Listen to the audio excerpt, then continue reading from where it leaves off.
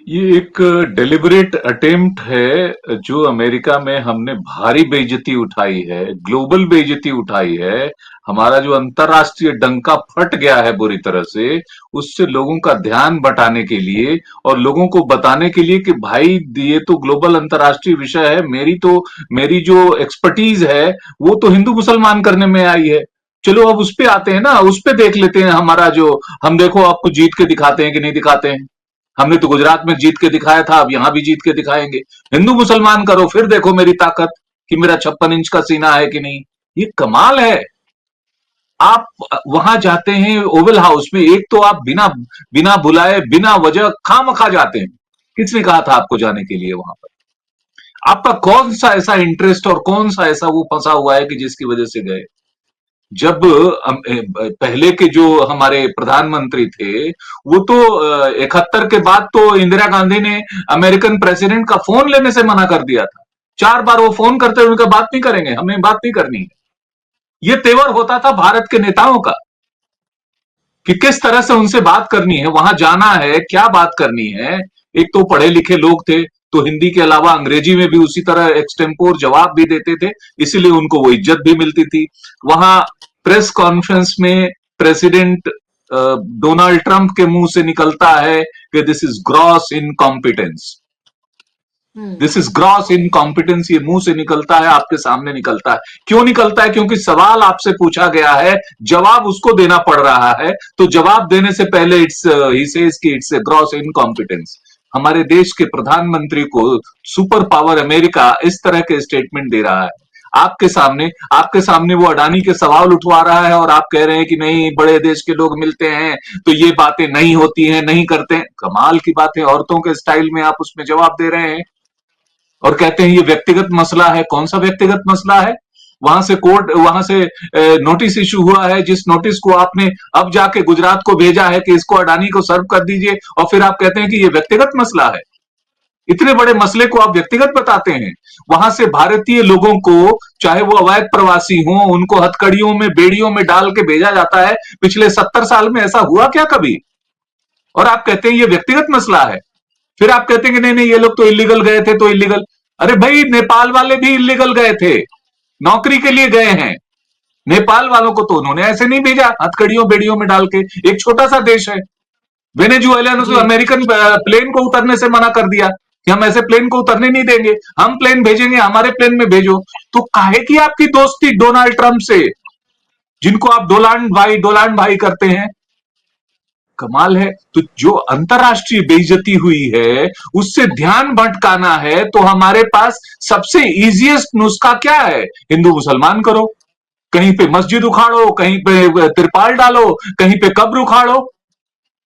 औरंगजेब की कब्र उखाड़ने के लिए जो लोग चले हैं, वो बताएं कि क्या औरंगजेब के बाद कितनी सारी सरकारें आई, कितने सारे शासनकाल आए?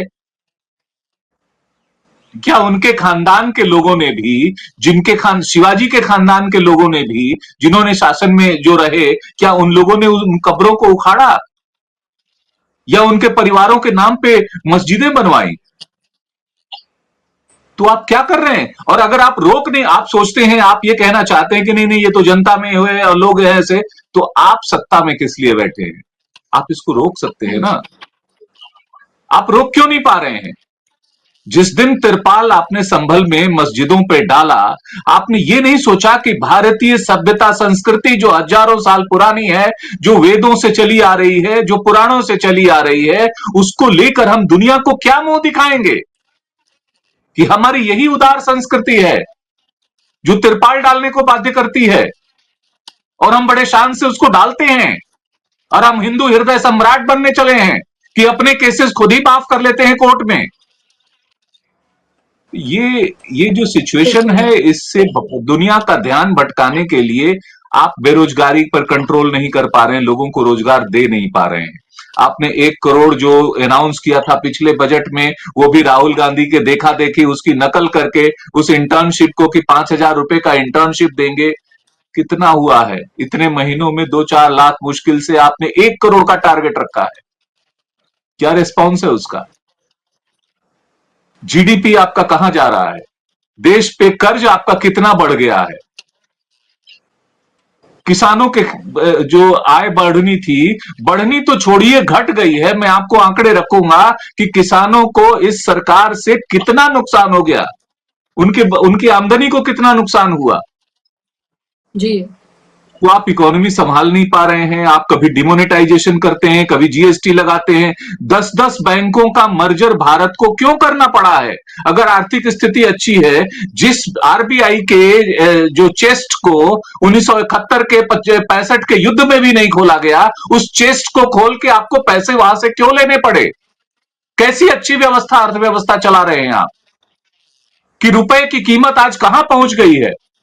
आप ही कहते थे ना कि रुपए का मूल्य गिरता है तो प्रधानमंत्री का कद गिरता है, देश का कद गिरता है और पता नहीं क्या क्या गिरता है। अब तो कुछ नहीं गिर रहा है और आप बड़े निश्चिंत हैं। आप चले जा रहे हैं कभी किसी वनतारा वन्य जीव को देखने के लिए, शेरों को शीशे के पीछे से सहलाने के लिए।